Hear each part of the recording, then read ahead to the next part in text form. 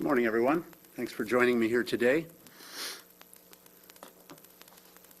First of all, I'd like to extend our sincere congratulations to our new Governor General. Here in Manitoba, we have the largest population, the highest percentage of population of Indigenous people in the country, of any province. And so to have our first Indigenous Governor General is, I think, it's a point of pride for all of us. Her Excellency has served in many, many distinguished roles over a long period of time with great effectiveness, and so we welcome her to these responsibilities. Look forward to working with her. Longtime advocate for Inuit and Indigenous rights, and so on a personal note, I wish her all success in her new role. Look forward to making her acquaintance, and especially during this time where our healthy discussions around reconciliation must continue with enthusiasm. I am sure that she will be a positive voice for all Canadians. I wanted to mention also that I will be working with our Lieutenant Governor to extend an invitation to the Governor General to join us here in Manitoba at the earliest possible point, perhaps in conjunction with the restoration of the Queen Elizabeth statue on the adjacent to the residence of the Lieutenant Governor. In any case, to look forward to her participating in all meaningful roles across the country and in the territories of our country, and again, wish her well. I want to make some comments in respect of the events of Canada today.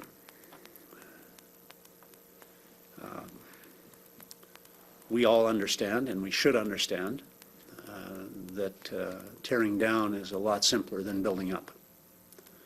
But building up is what we have to dedicate ourselves to. And I believe that Canada has been and will always be, I hope, a nation that is an example to those around the world of our dedication to building something better. We are not a perfect country, but we're a lot closer than a lot of other countries to being perfect, and we need to dedicate ourselves to that construction project that is Canada. I would say to those who are choosing to tear down right now rather than to build up that that is the wrong choice, and I would say to them, let us build together. That is the right choice. Throughout our country's history, well before we were acknowledged as a country, we were a home of hope to people from around the world who came from long distances away to pursue a better life for themselves, for their families. And we continue to be that beacon of light for people from around the world. We must be that beacon of light for our Indigenous people in this country as well. For too long, that has not been the case. The people who came here to this country before it was a country and since didn't come here to destroy anything. They came here to build. They came to build better. To build, they did. And they built farms. And they built businesses. And they built communities. And churches too. And they built these things for themselves and for one another, and they built them with dedication and with pride. And so we must dedicate ourselves to building as well, and yet again. Because what these people have done, our ancestors, is they've given us a heritage. And heritage is a complicated thing. There are good and bad aspects to Canada's heritage, as there are to any country's heritage. We've had ups and downs in our country. We've had good times and we've had bad moments. And Canada Day was one of those bad moments. But we need to respect our heritage, just as we need to respect one another.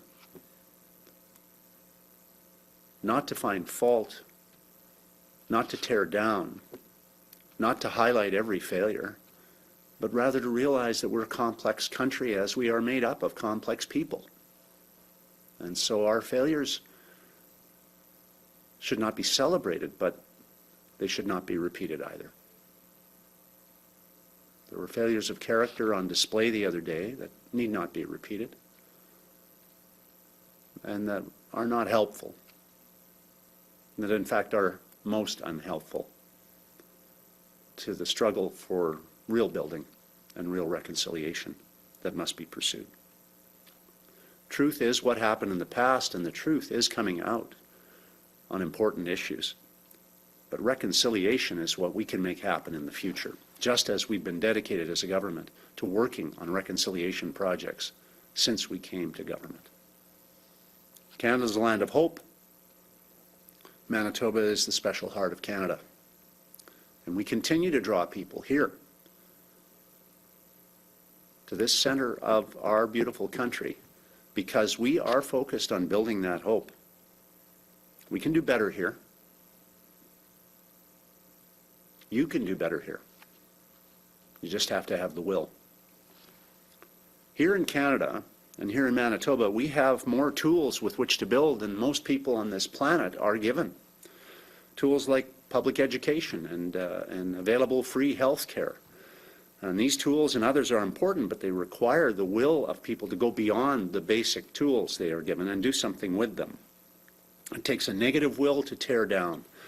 It takes a positive will to build up. And we need to focus on building up. We need to equip all our citizens with more skills, but they need to dedicate themselves as well to building those skills within themselves. We need to help people, but people have to have the will also to use the tools they are given. And in this country, we provide through the contributions of our fellow citizens, taxpayers, our friends, our neighbors, the ones who work hard to pay their taxes. We are given the opportunity that so many people around the planet do not have to develop skills and to earn an income and to become self-sufficient people and to have the opportunity to build and grow. And so many people do that. So many immigrants to Canada, so many people achieve tremendous success. Our country is known as a country that allows people to move from challenging economic circumstances and find success better than most other countries in the world. Some articles I've read say we're 3 times as likely to be able, as citizens of Canada, to move from a lower socioeconomic category to a middle income or higher income category than citizens of the United States are, just an hour to the south. These are real opportunities. They're opportunities we need to build on together. We pay for health care, we pay for education, we pay for each other because we want this to be the home of hope. And we want equality of opportunity for everyone. And if that's what you want, if you want equality of opportunity, then you have a staunch ally in me and in our government. And I believe in most Canadians. But you have to decide what you want, and then you can start to build.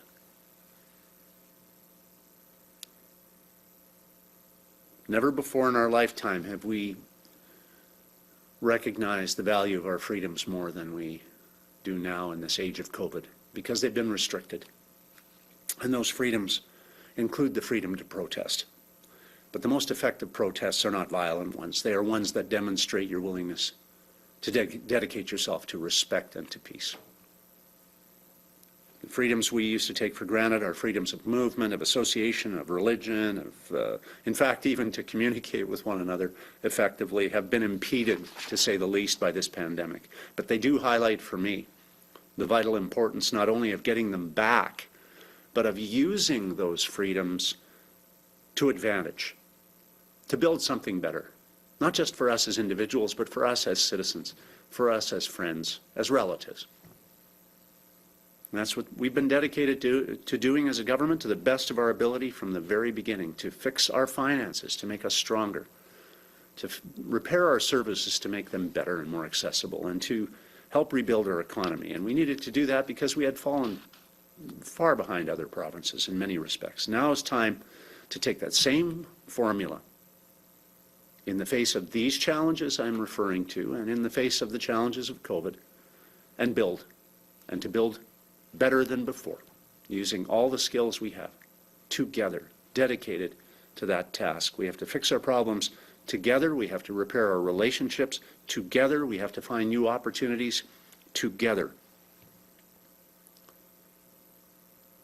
I have never been more proud of Canada for being the home of hope to people than I am today.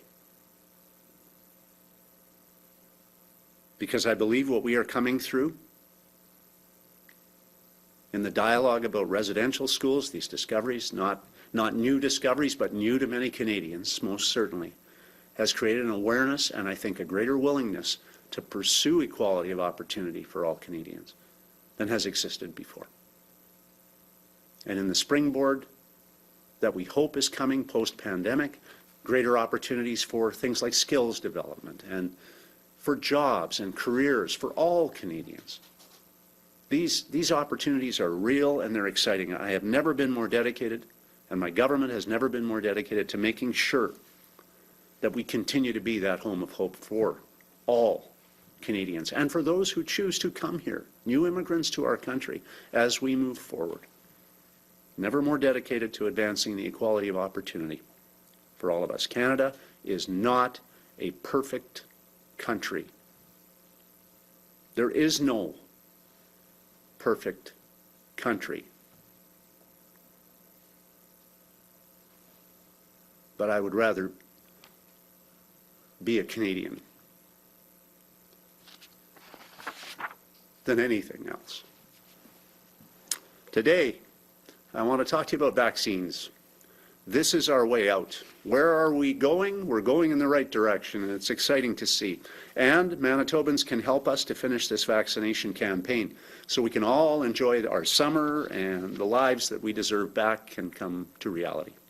Manitoba's 4-3-2-1 Great Summer Reopening Plan set out a clear path for more openings and fewer restrictions so more and more Manitobans could roll up their sleeves and get fully vaccinated.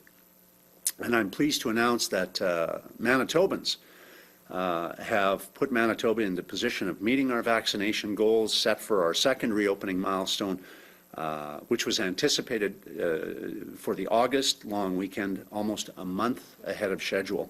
As of today, more than 75% of Manitobans have received one dose. Nearly 53% of Manitobans are now fully vaccinated with both doses. And I'm also pleased to share that we have administered over 1.5 million doses of vaccine, an unbelievable accomplishment, and I think our vaccination team deserves some tremendous credit for the great focused work that they have performed to assist us in achieving that goal as people. This is a significant accomplishment. Our vaccine team is getting shots in arms faster than, frankly, right now, any other province. We plan to continue to compete on that in that way because we think it's important to do that and to get those dedicated and hardworking people some commendation is my goal in saying this. I hope that Manitobans appreciate how hard our team has worked. They're dedicated, hardworking people. And the volunteers that have helped us throughout this process also deserve our thanks and appreciation. It's a monumental challenge. We're leading the country. We want to continue to. Per capita, Manitoba continues to be first in Canada in total number of doses administered and percentage of eligible people over 12 who are immunized. And I'm very proud of the work of our team. Once again, though, I say to Manitobans, thank you, because you're the reason we're able to say that we're doing these things, and Manitobans are making the right choices to roll up their sleeve, their sleeve and win, quite frankly, to borrow from somebody that sells a lot of coffee. We're rolling up our sleeves and we're winning as a consequence. There are no losers in this. And not once but twice, many Manitobans have already taken that step, but we need more. We need more to participate. Together, that's how we beat COVID. As we move towards recovery and a post-pandemic Manitoba, we're going to proceed carefully. We're going to continue to proceed with caution. And we'll act on the advice, as we have throughout this entire pandemic, of Dr. Roussin and his team of medical experts to help us to keep COVID at bay as best as we can and to protect our healthcare system while we're doing so. Our public health officials had recommended at least one incubation period should pass before we start to loosen restrictions. I don't want to elevate expectations. This is happening today, but we will have more to say on this in the coming days. This is a marathon, as I've said before, to the frustration of many who want it to be a sprint. We want it to be over, all of us, but it's a marathon, it's not a sprint. We're already seeing countries around the world that are having bounce backs of COVID as a result of variants of concern, for example. We're seeing countries that had led the way early now falling to the back of the pack because people aren't taking up the challenge of getting vaccinated, and therefore the COVID risk remains and will grow. And we're seeing other countries that are proceeding as we have, cautiously, slowly, carefully, in terms of renewing the freedoms we all want to have back today. There's a balance. It's not an easy decision-making process for anyone. And I thank the Manitobans who've written me and emailed me, and my colleagues, our cabinet ministers, who've been saddled with the responsibility of making these decisions, with words of support, with advice, for their willingness and their patience to be part of the team that we have the challenge of leading. It's not an easy time for these types of decisions to have to be made. Too fast, too slow, too much, too little, too late, too early. Everyone has a view. And all of us are in the midst of a pandemic, so our mood isn't as patient as it might be at other times. So I say to Manitobans, I understand your impatience. I have it too. But I also understand that we have to be careful because we don't want to bounce back of COVID. We've had that before, and we don't want it again. Nobody should be claiming victory in the middle of the battle, and the battle is on, and we are doing our best to make sure that we stay focused on beating COVID. So let's talk vaccines. Vaccines are the only way out of this pandemic. They're our protection against a possible fourth wave. They're how we get our lives back, and the old deal about maybe 75% might do it and herd immunity is just not true. With variants of concern becoming more dominant and prevalent, we have to do better than that. So our government has spared no efforts in boosting and bolstering vaccine availability so that wherever you live, wherever you are, and whatever your reluctance may be, we're reaching out to you to try to get your help to join that team. We're close to achieving all of our vaccination milestones earlier than we could have imagined, but we need that extra effort by every Manitoban now that's not yet vaccinated, not just once but twice, to roll up your sleeve and to push us across that finish line so we can reopen fully and safely. To help us achieve that goal, I am very pleased to announce today that we will be hosting a province-wide walk-in Vaxathon 1 week from today on Wednesday, July the 14th. And I encourage all Manitobans that have yet to be vaccinated twice to use that opportunity. On that day, every super site in the province of Manitoba is going to open up as a walk-in clinic only for any and all Manitobans that wish to show up. I'm told our vaccine team has made more than 20,000 additional vaccines available for that day, including approximately 7,000 Pfizer vaccines that are earmarked for those who are between the ages of 12 and 17. And just to put this in perspective, with bigger numbers, to achieve our Labor Day immunization milestone that we set out in the 4-3-2-1 Great Summer Plan that we released a few weeks ago, we need about 33,000 more first doses and approximately 100,000 more second doses. And we can do this. And I am confident that if we keep working together to support Manitobans making the decision to roll up their sleeve, we'll hit our September long weekend targets faster. So if you haven't been vaccinated, this is your chance to show up and roll up your sleeve to win. So show up at a super site near you, roll up your sleeve, protect yourself, your family, your friends, and your community against COVID and the effects of COVID. There are 9 vaccine super sites across the province. There are hundreds of other locations as well, including pop-up clinics, doctors' offices, pharmacies, where you can get a vaccine. And an interactive map of the vaccine super sites, including their hours, is available at protectmb.ca.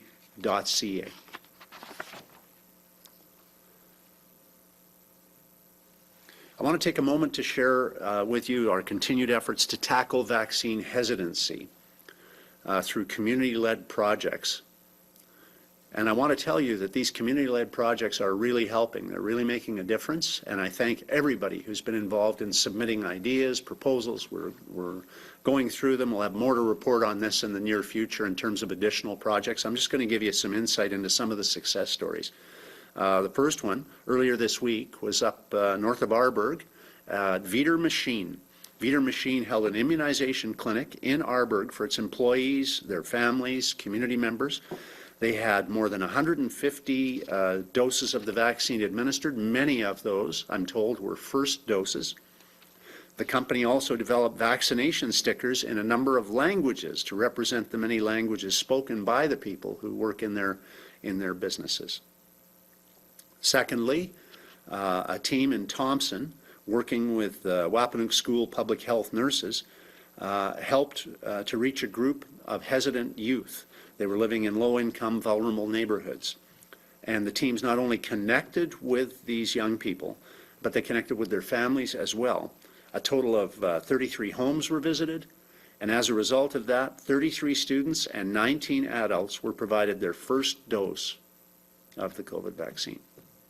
This is exactly what we hope would happen as a result of the community outreach projects, and it's happening. Thirdly, wanted to just share with you that we have now reached another new milestone with more than 2,500 doses of vaccine administered to Manitoba truck drivers as part of our cross-border vaccination initiative with North Dakota that you've heard about.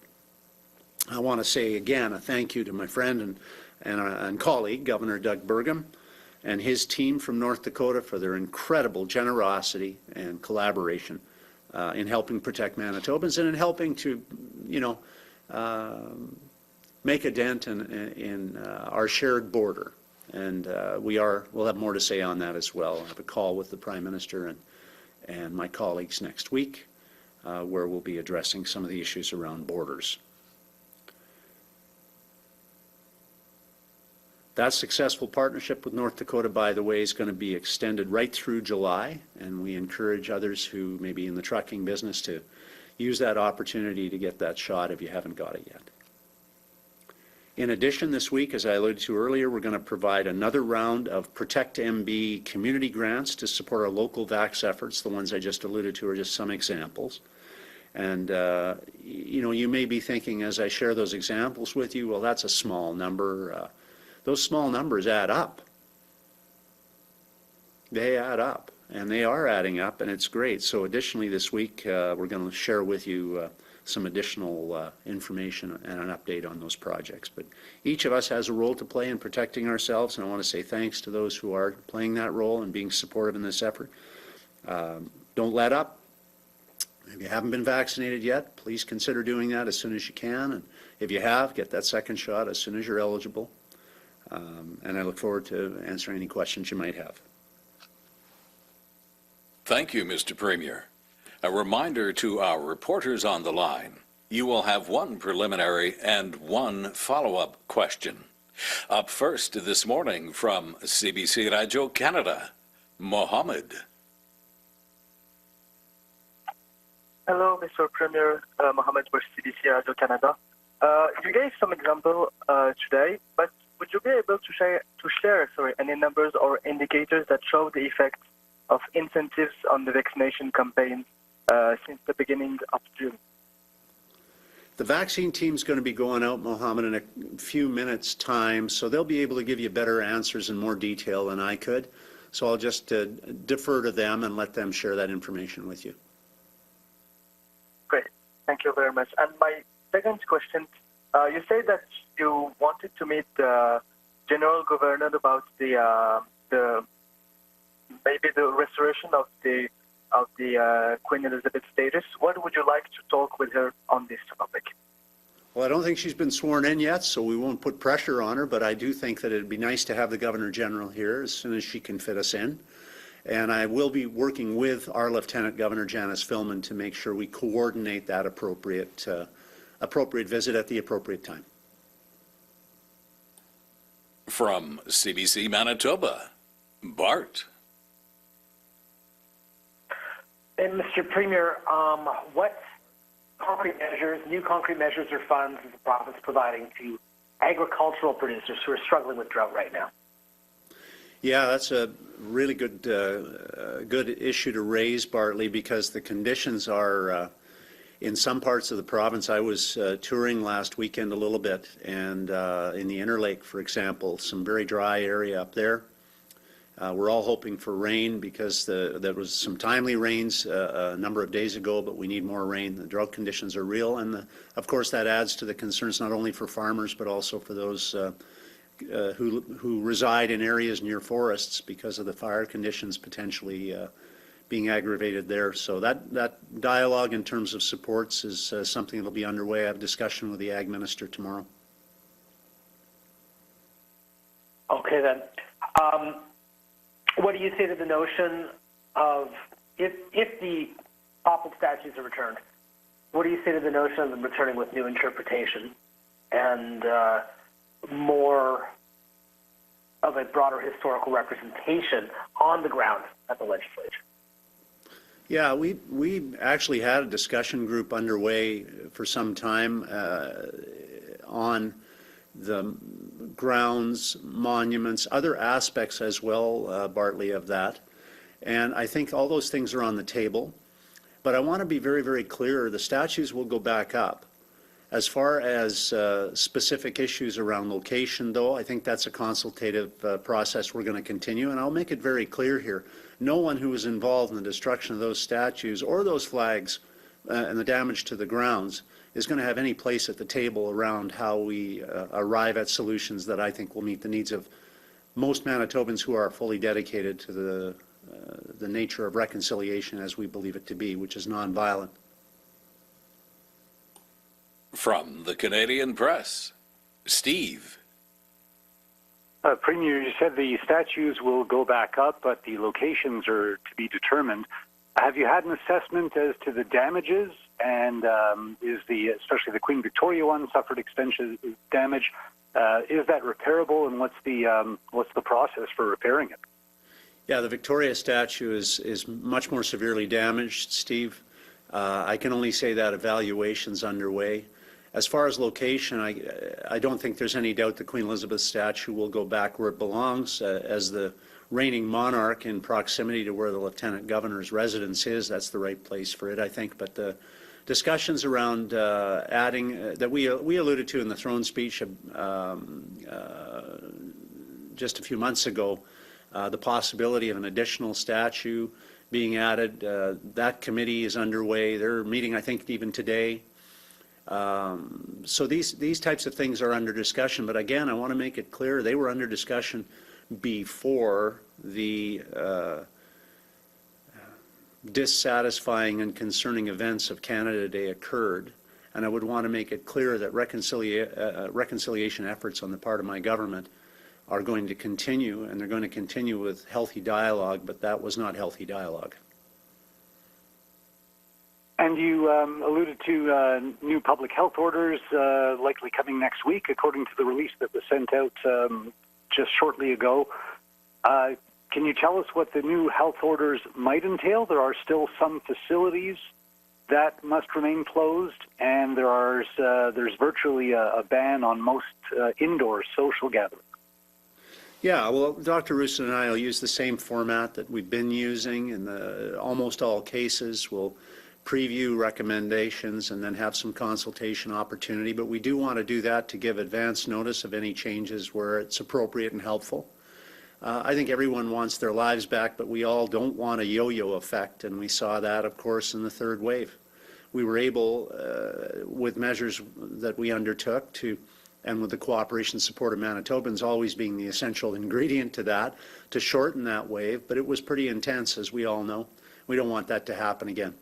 So we're going to take, no pun intended, conservative steps here to get our lives back, but we're going to do it with caution in mind and with the learnings that have come about as a consequence of the way we've dealt with this unprecedented situation over the last year and a half in mind. From CTV Winnipeg, Jeff. Oh, hi, Mr. Premier. It's Jeff from CTV. Sorry, could I just ask a clarification question on the statues? Is the plan to fully restore them the way they were? Queen Elizabeth's going back, you say, where it is now. Queen Victoria might be somewhere else, and will you restore them exactly the way they were? Well, no, not necessarily the statues themselves, but in terms of the interpretive wordings and things like that, I'm familiar somewhat with many dedications and statues around the country that have had updated wordings or interpretive wordings added for greater clarification to put in a more modern context to assist, for example, student groups and tours that come by in understanding more fully the history as it's been interpreted by modern view. So that's we're not afraid of that. But yes, your interpretation's right. The locations of others, apart from Queen Elizabeth, on the grounds are up for debate, and they've been under discussion for some time.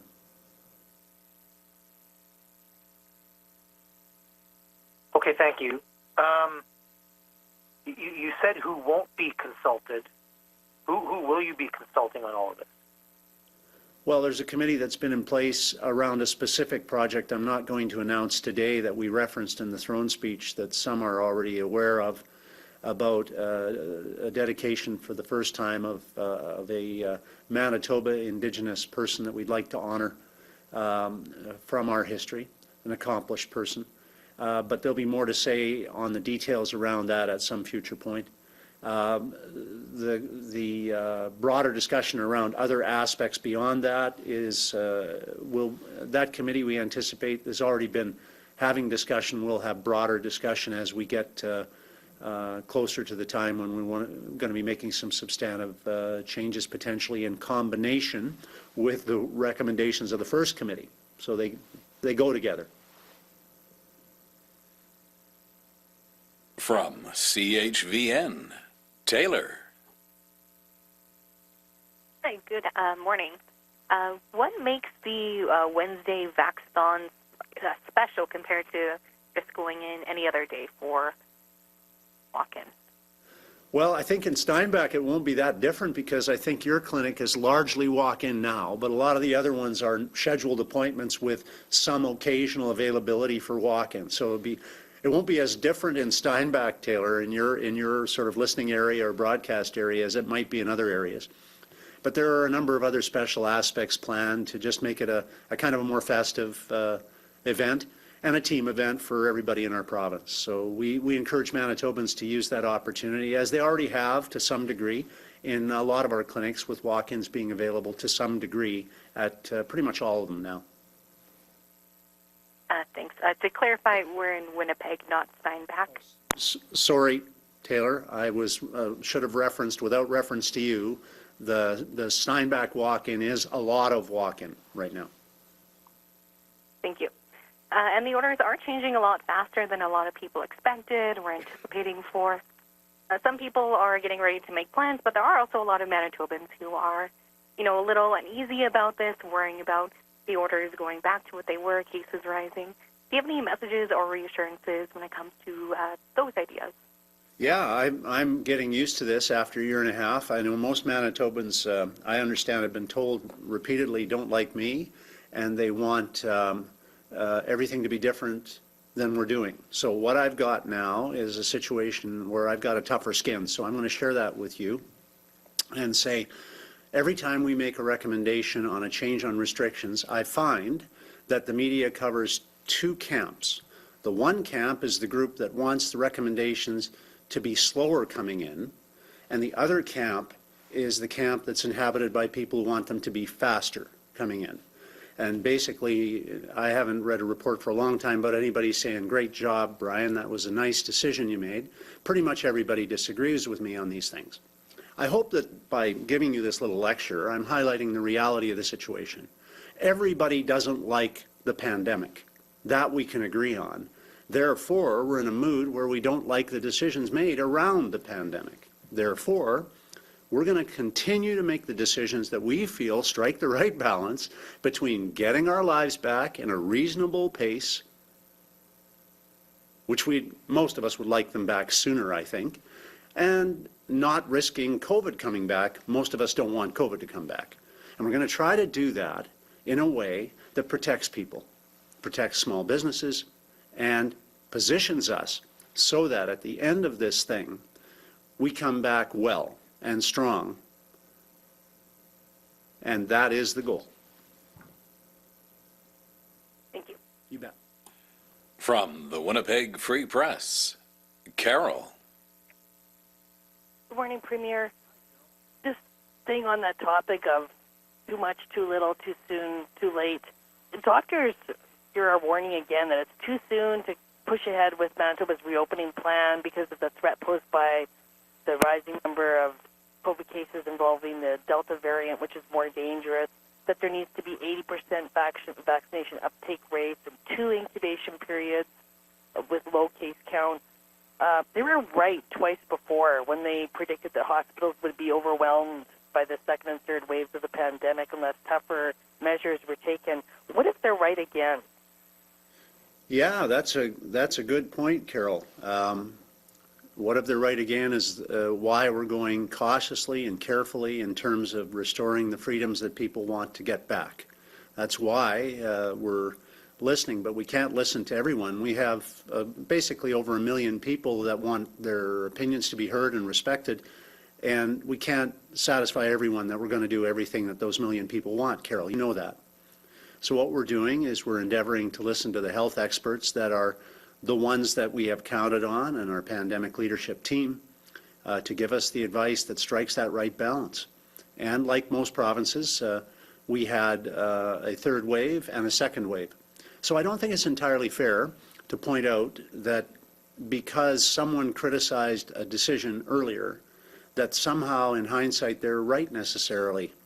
Because if that was the case, every health expert across the country in every province where there was a third wave would have been wrong, and every premier would be frankly guilty of creating a wave, which occurred not just here in Canada, but in every other jurisdiction basically around the world to varying degrees. I think the question is a little more complex than simply saying someone said we should keep the economy closed down and everybody should be in bubble wrap, so therefore we have to do that this time. And so I don't agree that not giving people some element of their lives back is a good idea when we have been moving cautiously and we are continuing to see a downward trend in our number of infections. Our hospitalization numbers are going down. Our ICU numbers are going down. So I respect the doctors who say we should wait 2 incubation periods. I believe that was a story in the Free Press today. We'll listen to Dr. Rusin, however, who is our senior health advisor in this issue, as we have throughout this pandemic, and then I'll take responsibility for whatever happens as a consequence. Okay. Yeah. Last year, the Queen Victoria statue in front of the legislature was vandalized. Why has it taken so long to address concerns about her role as Queen when residential school policy was formed? And why has it taken until, the statue to be toppled and damaged to this extent for anything to happen? Like, why wasn't something done sooner about addressing, the statue and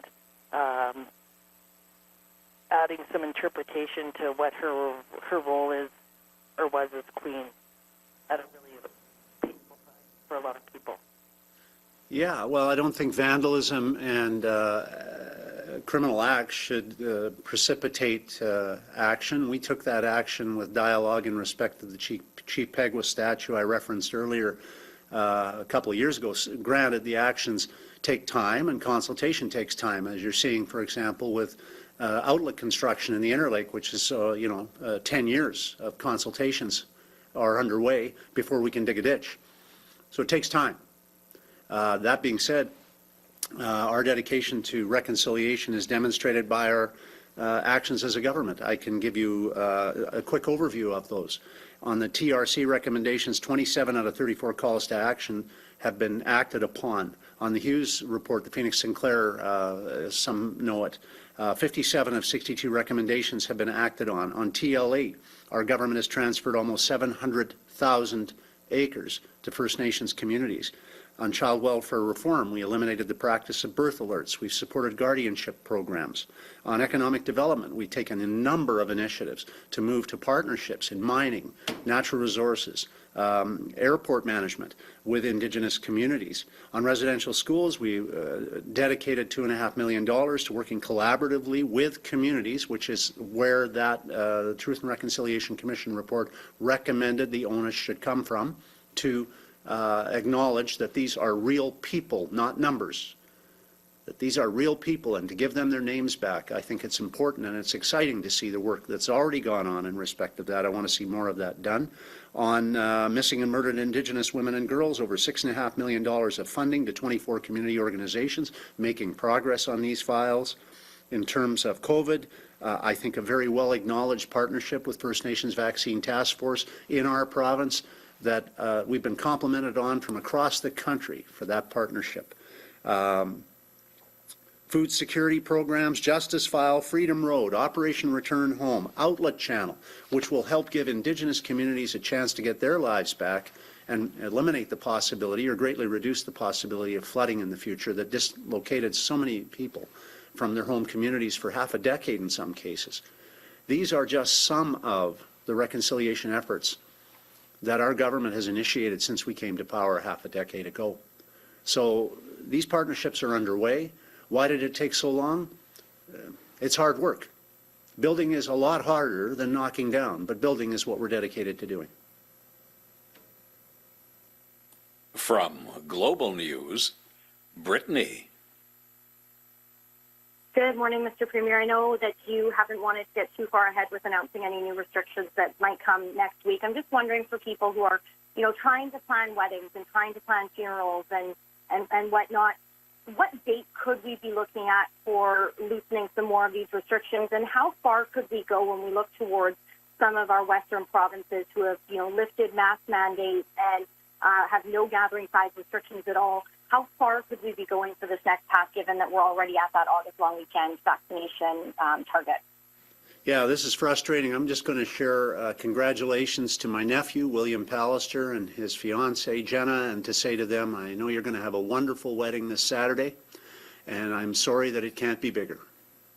And this personifies how personal this is for so many people, young people getting married, people entering into a new relationship, people trying to celebrate the lives of a lost family member can't do it to the degree that they would like to.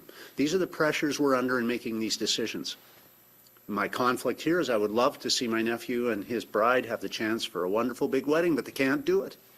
They can't do it because we're acting conservatively out of an abundance of caution. Some say too fast, some say too slow.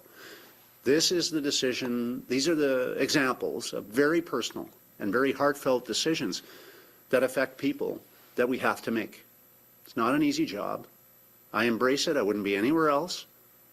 And Saturday I'll be one of the 25 or less people that'll be celebrating that wedding, but I sure wish it could be bigger.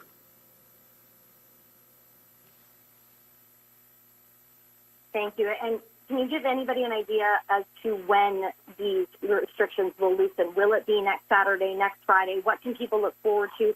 And are there going to be any changes coming to people who are double vaccinated? Because we've heard that there's going to be more liberties for them, and we haven't seen a ton besides the few that were announced about 2 weeks ago. Right. No, good questions, Brittany. And I think the first thing to realize is there's hope there. And that's because Manitobans have responded so admirably to the challenge of getting vaccinated. And so we know that we are going to be hitting our targets sooner rather than later. We didn't know that a month ago, but we know that now because Manitobans embrace the challenge, because I think that they are motivated to get healthy and to get their freedoms back, get their lives back. So it's a special thank you to them. So I think there's reason for hope and there's reason for optimism because we created it. We built a plan, but no plan works unless people work at it. And Manitobans have been working at it. But we have to remember also to keep being safe because there are a lot of other people who are not yet vaccinated, at least vaccinated for the second time as well, and many others who were vaccinated for the second time within the last 2 weeks, so the vaccine is not actually effective yet. And so these are realities too. Balancing those things is the key, and we're doing our absolute best to make sure we do that.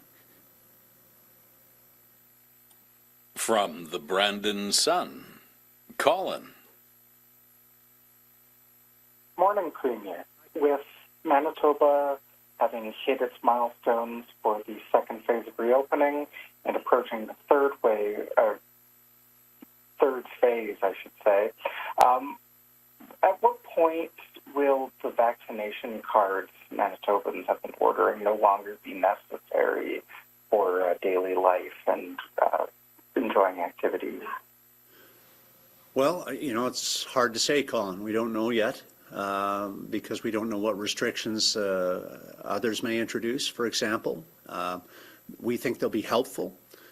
We've got compliments from other governments across the country, provincially, about the initiative, and so we're hopeful that they assist, even if in the short term one of the effects is that they assist in encouraging people to get vaccinated. That's a good thing. And so it would be my hope that they wouldn't be necessary in years to come, but I can't give you that guarantee today because I don't know what COVID's going to do, and I don't know what other pandemic potentially is down the road. One thing I do know is that we're seeing the encouragement and the feedback we're getting from Manitobans who are going to get vaccinated for the first time because they want that little card is great. So I just encourage more Manitobans to go and get their vaccination as soon as they can.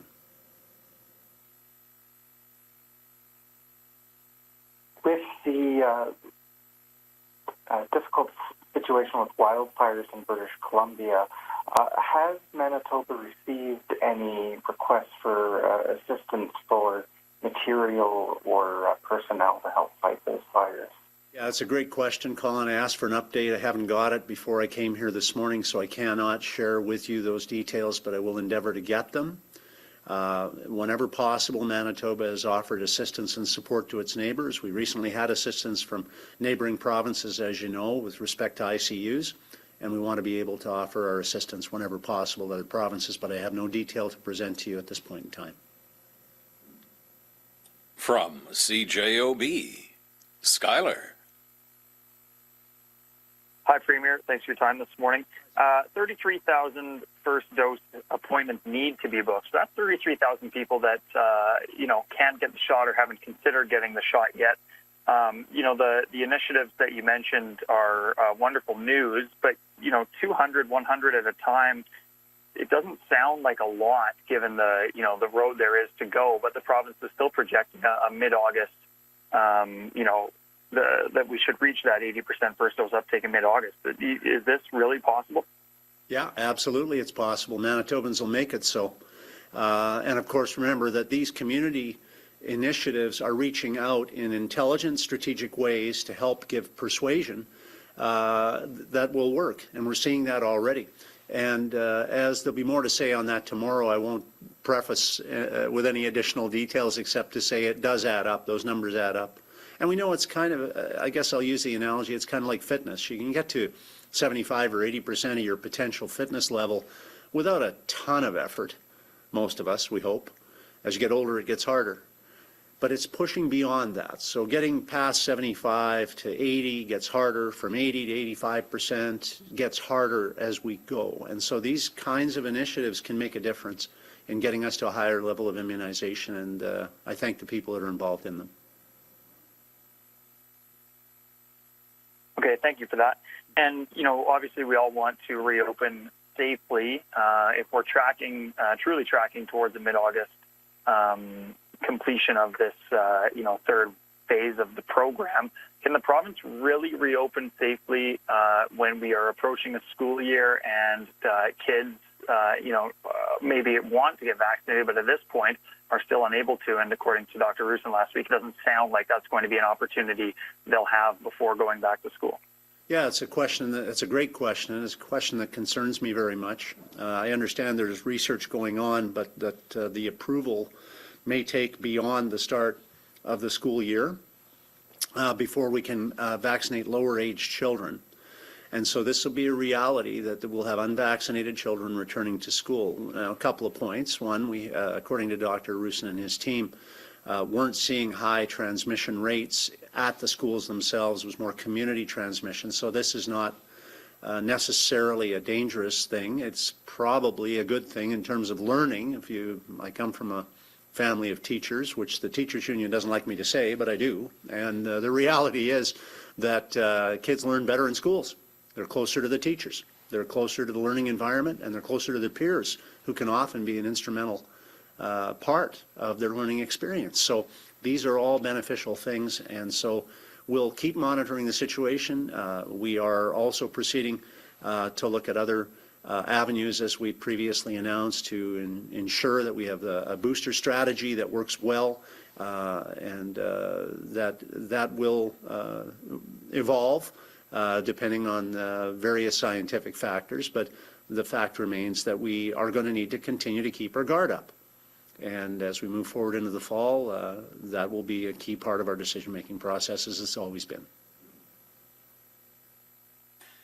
Our final reporter this morning, Mr. Premier, from the Winnipeg Sun, Josh. Good morning, Premier. Josh Aldridge, Winnipeg Sun. Excuse me. You talked about building back and the difficulties in building back, but when you heard about or saw the statues come down, what was your initial reaction?